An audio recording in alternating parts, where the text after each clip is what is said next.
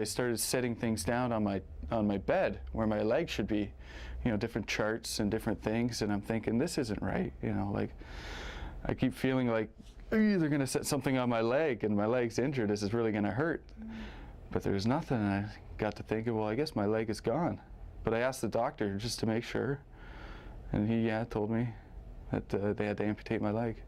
It's only been 3 months since 25-year-old Andrew Knisley was injured in Afghanistan, but he's already come a long way.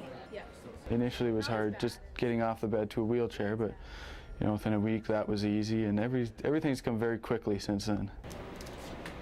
You wouldn't know it to look at him, but this is only Knisley's 4th time testing out his prosthetic leg.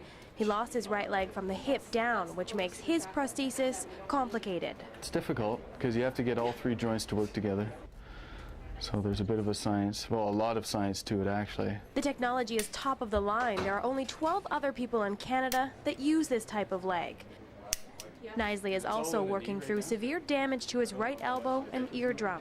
When you're moving sideways, if you don't fall. As he works on regaining his independence, Knisley has thought often of the IED attack that changed his life forever. It was personal. Somebody wanted it to get me, not somebody else.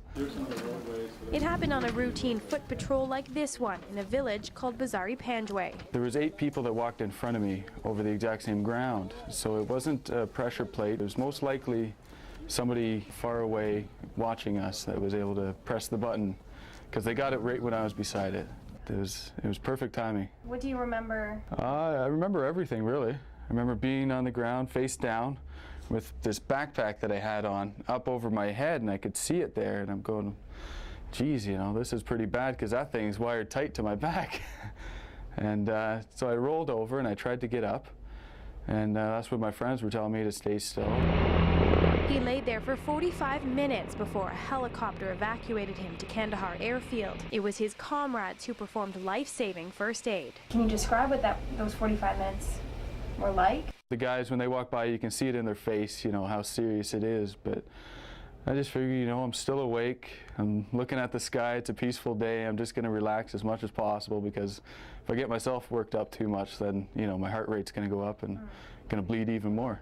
How he reacted in that moment is indicative of how Knisley approached their mission and his new reality. We all knew what we were getting into when we went overseas, so you can't blame anybody, you can't blame yourself, you know, it's your job. And you can't feel sorry for yourself because it's not going to do you any good. I have no regrets, no. Absolutely not. I've got some of the best bar stories to tell ever.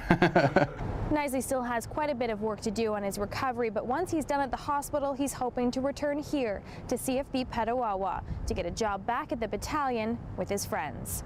In Petawawa, Jennifer Madigan, A News.